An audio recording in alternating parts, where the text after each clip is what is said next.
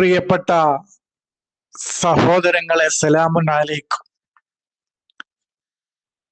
സൂറത്ത് അൽ ഇൻഫിത്താറിലെ അലിമത്ത് നഫ്സും മാ ഖദ്ദമത്ത് വ അഖറത്ത് എന്ന വചനമാണ് നമ്മൾ ഈ ഗ്രൂപ്പിൽ അവസാനമായിട്ട് വിശദീകരിച്ചത്.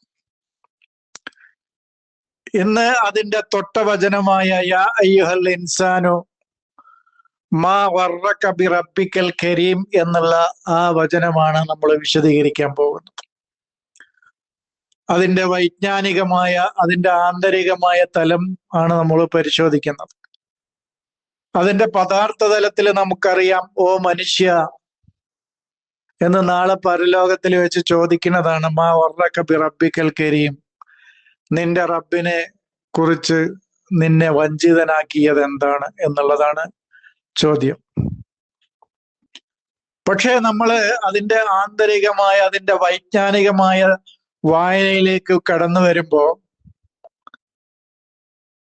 നമ്മൾ ഇതിന്റെ മുമ്പ് ഇൻകിഷാഫു സമാ, ആകാശം, അവന്റെ ബോധതലത്തിന്റെ ആകാശം തുറക്കപ്പെടുന്ന, അതാണ് ഇദസ്സമാഉം ഫതറത്ത് എന്നുള്ളത്. അതുപോലെ തന്നെ അതാണ് ഇൻഫിത്താറു സമാവും ഇന്തിസാറുൽ കവാക്കിബും ബുഅ്സറത്തുൽ ഖുബൂറും. അവന്റെ ഇൽമുകൾ അവന് തഹസീലാവും, അറിവുകൾ തഹസീൽ ലഭ്യമാവുകയും ചെയ്യുന്ന സന്ദർഭത്തിലാണ് ഈ ഇൻസാൻ എന്ന ഹക്കീകത്ത് അവന് വെളിപ്പെടുന്നത്. ഞാനൊരു മനുഷ്യനാണെന്നും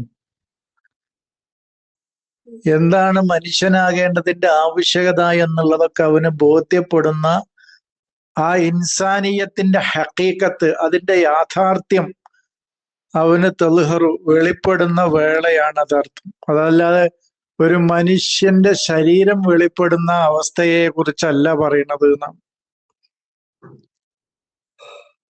അവനിൽ അവന്റെ ഉന്നതമായ ബോധതലത്തിന്റെ മേൽക്കൂര ഉണ്ടായിരുന്നു. അവിടെ ഒരു സഖഫ്, ആ മേൽക്കൂര തുറന്ന് കിട്ടുകയും അവനിൽ മറഞ്ഞു കിടക്കുന്ന മാനവികതയുടെ ഗുണങ്ങൾ ഓരോന്നും അവന് വെളിപ്പെട്ട് കിട്ടുകയും ചെയ്യുന്ന വേളയാണ്. അതാണ് യാ അയ്യുഹൽ ഇൻസാൻ എന്ന് പിന്നീട് വിളിക്കാനുള്ള കാരണം. ഈ 4-5 സംഭവങ്ങൾ കഴിഞ്ഞ ശേഷം, ഇൻഫിത്താറു സമാവ്, ഇന്തിസാറുൽ കവാക്കിബ്, അതുപോലെ തന്നെ തഫ്സീറുൽ ബിഹാറ്, ഖുബൂറുൽ ബുഅ്സറത്ത്, അലിമത്ത് നഫ്സിനെ കുറിച്ച് അറിയുകയും ചെയ്യുമ്പോഴാണ് അവനിൽ ഖഫിയായി കിടക്കുന്ന, മറഞ്ഞു കിടക്കുന്ന, അത് മറഞ്ഞു കിടക്കാനുള്ള കാരണം അവന്റെ വായുൽ അയലയിലെ ഉന്നതമായ, അതാണ് അവന്റെ ഉന്നതമായ ബോധതലത്തിന്റെ മേൽക്കൂര അവന് തുറന്ന് കിട്ടുകയാണ് ചെയ്യുന്നത്. അപ്പോഴാണ് അവന്റെ ഗ്രഹിക്കാനുള്ള സിത്താറുകളൊക്കെ, മറകളൊക്കെ നീങ്ങിക്കിട്ടുന്നത്. അപ്പോഴാണ് ഉന്നതമായ തലത്തിൽ നിന്ന് അവന് വിളി വരുന്നത്, യാ അയ്യുഹൽ ഇൻസാനു മാ ഗർറക ബി റബ്ബിക്കൽ കരീം എന്നുള്ളത്. അതൊന്നും നമ്മള് ബാഹ്യമായ രീതിയിൽ നമ്മൾ ഒരാളെ വിളിക്കുന്നത് പോലെയുള്ള വിളിയല്ല. ആ വിളി എന്ന് പറയുന്നത് അവന്റെ ഇസ്തിബ്സാറാണ്. കാര്യങ്ങള് അവന് അറിയുമ്പോഴുള്ള അവന്റെ ഉള്ളിൽ നിന്ന് വരുന്ന വിളിയാണത്. ആ വിളിയെ അങ്ങനെയാണ് നമ്മൾ മനസ്സിലാക്കേണ്ടത്. അല്ലാതെ യാ അയ്യുഹൽ ഇൻസാൻ നിന്ന് പുറത്ത്, ഈ ദുനിയാവിൽ നിന്ന് പുറത്തു നിന്ന് വിളിക്കുന്ന ഒരു വിളിയല്ല എന്നർത്ഥം. ഇൻസാൻ നമ്മൾ മുമ്പ് പറഞ്ഞിട്ടുണ്ട്. മനുഷ്യന്റെ ഘട്ടങ്ങൾ ഓരോന്നും നമ്മൾ വിശദീകരിച്ചിട്ടുണ്ട്. വെറും ജസദാവുമ്പോ, പിന്നെ ജിസ്മാവുമ്പോ, പിന്നെ ബഷറാവുമ്പോ, ബുധനാവുമ്പോ, ഇൻസാനാവുമ്പോ, ഇതൊക്കെ മനുഷ്യന്റെ ഓരോ ഘട്ടങ്ങളാണ് കടന്നു വരുന്നത്. ഒരു ഹർക്കത്തോ ജീവനോ ഒന്നുമില്ലാത്ത ഒന്നാണ് ജസദ്, പിന്നെ ജിസ്മ്, പിന്നെ ബഷർ, ബുധന്. അത് കഴിയുമ്പോഴാണ് ഇൻസാനായി മാറുന്നത്. ബഷറിലേക്കും ഇൻസാനിലേക്കുമാണ് രണ്ട് റൂഹുകൾ ഊതപ്പെടുന്നതായിട്ട് ഖുർആൻ പറയുന്നത്. ആദമിലേക്ക് റൂഹ് ഊതപ്പെടുന്നതായിട്ട് ഖുർആനിൽ എവിടെയും പറയുന്നില്ല എന്നുള്ള കാര്യമൊക്കെ നമ്മൾ വിശദീകരിച്ചതാണ്. അപ്പൊ ഇൻസാൻ എന്ന് പറയുന്ന ആ അവസ്ഥയിലേക്ക് അവൻ എത്തുകയാണ്. അതിലെ ഓരോ അക്ഷരങ്ങളും നമ്മൾ വിശദീകരിക്കുന്നൊന്നുമില്ല.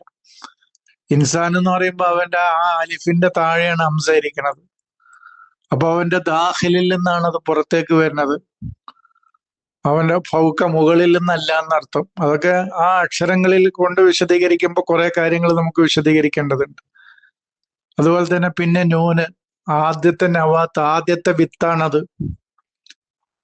അവന് അവന്റെ അനുഭവജ്ഞാനങ്ങളുടെ സാഗരത്തിലൂടെ സഞ്ചരിക്കുന്നതിന് മുമ്പുള്ള അവന്റെ ഉള്ളിൽ വിരിയുന്ന വിത്തായിട്ടാണ് ഇൻസാനിലെ ആദ്യത്തെ നൂന്.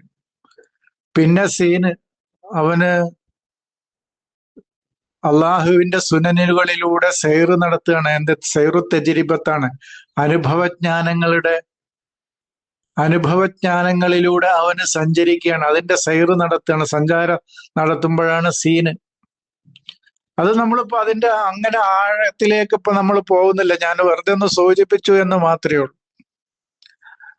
അവസാനത്തെ നൂന് അവന് അനുഭവജ്ഞാനങ്ങളിലൂടെ കടന്നുപോയി അതിന്റെ ആഴങ്ങൾ അവന് മനസ്സിലാക്കി കഴിയുമ്പോൾ ഉള്ള നൂനാണ് അവസാനത്തെ ഇൻസാൻ എന്നുള്ളതിലെ അവസാനത്തെ നൂൻ. അതാണ് നൂൻ വൽ കലമ്. അപ്പോ നൂൻ വൽ കലമി വമാ യസ്തുറൂൻ എന്നൊക്കെ പറയുന്നത് ആ തലത്തിലാണ്. അപ്പൊ അവന്റെ നഫ്സിന്റെ നൂനാണത്. ആ നൂനിനെ അവന് തിരിച്ചറിയാണ് ചെയ്യുന്നത്.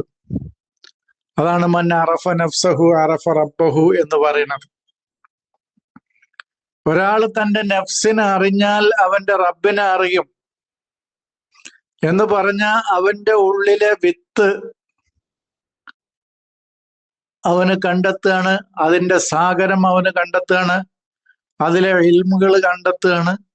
ഇതൊക്കെ കണ്ടെത്തുമ്പോഴാണ് അവന്റെ റബ്ബിനെ അവൻ തിരിച്ചറിയുന്നത്. അവന് തെർബിയത്ത് ചെയ്തുകൊണ്ടിരിക്കുന്ന റബ്ബ് പ്രവർത്തിക്കുന്നതും അതിനെ അനുഭവിച്ചറിയുന്നതും അപ്പോഴാണ് എന്നർത്ഥം. ആ റബ്ബ് മുഖേനയാണ് അവൻ ബോധതലത്തിന്റെ പടിപടിയായ മേഖലകളിലേക്ക് കയറിപ്പോയിക്കൊണ്ടിരിക്കുന്നത്. ആ റബ്ബിന്റെ സഹായത്തോടു കൂടിയാണ്. അതാണ് പിന്നെ ഇവിടെ നിന്റെ റബ്ബിനെ കൊണ്ട് നീ ഉറൂറിൽ പെട്ടിരിക്കുന്നത് എന്താണെന്ന് ചോദിക്കുന്നത് റബ്ബിന്റെ വസീല കൊണ്ടാണോ നീ? അതാണ് യാ യുഹൽ ഇൻസാൻ മാ വറക ബി റബ്ബിക്കൽ കരീം എന്ന് പറയുന്നത്. റബ്ബുക്കൽ കരീം കൊണ്ട് എന്താണ് നമ്മള് കരീമായ നിന്റെ റബ്ബ് കൊണ്ടാണോ റബ്ബിനെ കൊണ്ടാണോ നീ വഞ്ചിതനായിരിക്കുന്നത് എന്ന് ഇവിടെ ചോദിക്കുന്നത് എന്താണ്? റബ്ബിന്റെ വസീല കൊണ്ടാണോ? അതായത് നമ്മള് ആ റബ്ബിനെ കണ്ടെത്തുന്നതോടുകൂടി നമ്മൾ വഞ്ചിതരാകുകയാണ്. അതായത് പ്രഭാതം കണ്ടെത്തുന്നതോടുകൂടി നമ്മൾ വിചാരിക്കുകയാണ് പകലാണ്, ഇതാണ് മുഴുവൻ പകലും എന്ന് വിചാരിക്കുന്നത്. ഇനി അതിന്റെ വെട്ടം, അതിന്റെ പൂർണ്ണമായ വെളിച്ചം ഇനി വരാൻ കിടക്കുന്നതേയുള്ളൂ. ഇത് കാണുമ്പോഴത്തേക്ക് നീ അതുകൊണ്ട് വഞ്ചിതനാകേണ്ടതില്ല മനുഷ്യ എന്നാണ് പറയുന്നത്. നമ്മൾ അതിന്റെ ഇബ്തിദായിൽ തന്നെ, അതിന്റെ തുടക്കത്തിൽ തന്നെ നിലനിൽക്കാൻ ആഗ്രഹിക്കുകയാണ് ചെയ്യുന്നത്. സത്യത്തില് ഞാൻ സൂചിപ്പിച്ചത് എന്താണ്, ഒരു ഫജ്ർ കാണുമ്പോഴത്തിന് തന്നെ അത് നഹാറാണ് എന്ന് നമ്മൾ വിചാരിക്കരുത്. ഫജ്ർ എന്ന് പറഞ്ഞാൽ ഒരു പ്രഭാതം. ആ ഇരുട്ട് നീങ്ങി ഒരു പ്രഭാതം വരുമ്പോഴത്തിന് തന്നെ ഇത് നഹാറാണ് എന്ന് വിചാരിക്കരുത്. അത് നമ്മളെ റബ്ബിനെ മനസ്സിലാക്കുന്നതോടുകൂടി നമ്മൾ വഞ്ചിതരായി പോകുന്നതാണ്. ഇനിയും ആ റബ്ബിന്റെ മദതുകള്, അവിടെ നിന്നുള്ള തുറവികള് ഇനിയും ഒരുപാട് വരാനുണ്ട് എന്നാണ് പറയുന്നത്. അതാണ് കരീമായ റബ്ബ് എന്ന് പറയുന്നത്. നിനക്ക് ഇനിയും ഒരുപാട് കറമുകൾ ചെയ്യാനുള്ള അവന്റെ മദതുകള്, അവന്റെ ദാമുകള്, അവന്റെ മുസാദത്തുകള്, അവന്റെ സഹായങ്ങള് ഇനിയും ഒരുപാട് നിനക്ക് കിട്ടാനുണ്ട് എന്നാണ് അവിടെ സൂചിപ്പിക്കുന്നത്. അതാണ് യാ അയ്യുഹൽ ഇൻസാനു മാ വർറക ബിറബ്ബിക്കൽ കരീം എന്ന് പറയുന്നത്. നമ്മള് വർറക്ക എന്നുള്ളതിനെ അതിന്റെ നേരത്തെ ഇൻസാനിന്റെ അക്ഷരങ്ങള് നമ്മള് അനലൈസ് ചെയ്തതുപോലെ അനലൈസ് ചെയ്യാനൊന്നും ഇപ്പൊ ഉദ്ദേശിക്കുന്നില്ല. അതാണ് അവന്റെ ഉറൂർ എന്ന് പറയുന്നത്. കാരണം റബ്ബ് ഇനിയും തരാനുണ്ട്. വലസൗഫ യുഅ്തീക റബ്ബുക ഫതർള എന്ന് പറയണ്ടല്ലോ. അള്ളാഹു ഇനിയും നിങ്ങൾക്ക് നൽകും. വലസൗഫ യുഅ്തീക റബ്ബുക. അപ്പോ നമ്മള് ഇപ്പോ തൊലബിലെത്തിയിട്ടുള്ളൂ. ഇനിയും നമുക്ക് ഹാജത്തുകൾ ഒരുപാടുണ്ട്. അപ്പൊ നിനക്ക് എന്തൊക്കെയാണ് ഹാജത്ത് ആവശ്യമെന്ന് മനസ്സിലാക്കി നിന്റെ റബ്ബ് നിനക്ക് തരും. അത് തമ്മിലുള്ള വ്യത്യാസം എന്ന് പറയുകയാണെങ്കിൽ നമ്മളിപ്പോ ഒരു സൂചിപ്പിക്കുകയാണെങ്കിൽ ഒരു കുട്ടിയും ഒരു ആരിഫും തമ്മിലുള്ള വ്യത്യാസമാണ്. ഒരു ജ്ഞാനിയും കുട്ടിയും തമ്മിലുള്ള വ്യത്യാസം എന്ന് വേണമെങ്കിൽ നമുക്ക് സൂചിപ്പിക്കാം. കാരണം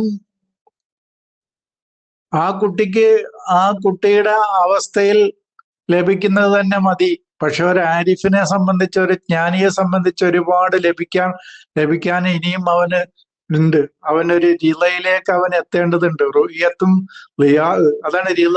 വ്യക്തമായ കാഴ്ചപ്പാടിലേക്കും വ്യക്തമായ ലിയാ വെളിച്ചത്തിലേക്കും അവന് എത്തിപ്പെടുന്ന ഒരവസ്ഥയിലേക്ക് ആ നിലക്ക് നിന്റെ റബ്ബ് നിനക്ക് നൽകും എന്ന് പറയുന്നത് അതാണ് വലസൗഫ യുഅ്തീക റബ്ബുക ഫതർള എന്ന് പറയുന്നത്. അപ്പൊ ആ റിളയിലേക്ക് നമ്മളെ എത്തിപ്പെടാൻ പാകത്തിലുള്ള കാര്യങ്ങൾ നിനക്ക് ഇനിയും ലഭിക്കാനുണ്ട്. അതുകൊണ്ട് ഇപ്പൊ നീ എത്തിപ്പെട്ട ഈ ബിദായത്ത് തുടക്കം കൊണ്ട് തന്നെ നീ വഞ്ചിതനാകേണ്ടതില്ല എന്നാണ്. ഫജ്ർ കണ്ട് നഹാറാണെന്ന് വിചാരിക്കേണ്ടതില്ല. അതാണ് അവിടെ സൂചിപ്പിക്കുന്നത്. അതാണ് മാ വർറക ബിറബ്ബിക്കൽ കരിയായുഹൽ ഇൻസാനു മാ വർറക ബിറബ്ബിക്കൽ കരീം എന്ന് പറയുന്നത്. നിന്റെ വഴിന്റെ ഒരു യഖലത്ത് ഉണർവ് മാത്രമേ ഇവിടെ നടന്നിട്ടുള്ളൂ. മഅരിഫത്തിലേക്കുള്ള ഒരു യഖലത്ത് മാത്രമേ, ഒരു ഉണർവ് മാത്രമേ നിനക്ക് സംഭവിച്ചിട്ടുള്ളൂ. നീ ഇരുട്ടിൽ നിന്ന് പുറത്തേക്ക് വന്നിട്ടേ ഉള്ളൂ. ഇരുട്ടിൽ നിന്ന് നമ്മൾ പുറത്തേക്ക് വരുമ്പോ പെട്ടെന്ന് തന്നെ കാണുന്ന ഒരു വെളിച്ചം തന്നെ നമുക്ക് കണ്ണടപ്പിക്കും. അത് നമ്മുടെ ഭൗതിക തലത്തിലും അങ്ങനെ തന്നെ. നമ്മളെ കൂരിരുട്ടിൽ നിന്ന് പുറത്തേക്ക് ഒരു വെളിച്ചത്തിലേക്ക് വരുമ്പോ ആദ്യത്തെ ആ വെട്ടം തന്നെ നമ്മളുടെ കണ്ണ് അടപ്പിക്കും. കാരണം അതന്നെ താങ്ങാനുള്ള കഴിവ് നമ്മുടെ കണ്ണിനുണ്ടാവില്ല. പിന്നെ പതിയെ പതിയെ അങ്ങനെ അതിന് ശേഷമാണ് പിന്നെ ആ വെളിച്ചം മതിയാകില്ല എന്ന് തോന്നുന്നത്. അപ്പൊ അതാണ് മനുഷ്യൻ അവന്റെ ഫജ്ർ വെളിവാകുമ്പോ തന്നെ അവന് പകലിനെ മുഴുവൻ കണ്ടാൽ എങ്ങനെ ഉണ്ടാവും? സത്യത്തില് അത് അവന്റെ ലൗഇന്റെ ഒരു തുടക്കം മാത്രമേ ആവുന്നുള്ളൂ. അതുപോലെ ഏതൊരു യാത്രയും അങ്ങനെ തന്നെയല്ലോ. യാത്ര തുടങ്ങുമ്പോ തന്നെ അവന് യാത്രയിലാന്ന് അറിയാം, പറയാൻ വേണമെങ്കിൽ. പക്ഷെ അവന് ലക്ഷ്യത്തിലേക്ക് എത്തിയിട്ടില്ല. ഇതാണ് മാ വർറക ബിറബ്ബിക്കൽ കരീം എന്ന് പറഞ്ഞതുകൊണ്ട് ഉദ്ദേശിക്കുന്നത്. ഇത്രയും കാര്യങ്ങളാണ് അതിനെക്കുറിച്ച് ചെറിയതായിട്ട് പറയാനുള്ളത്. 10 മിനിറ്റ് ഉള്ള ക്ലാസ്സുകളാണ് നല്ലത് എന്ന് ചില സഹോദരങ്ങൾ അഭിപ്രായപ്പെട്ടു. അതുകൊണ്ടാണ് വേഗം പറഞ്ഞ് അവസാനിപ്പിച്ചത്. സലാം.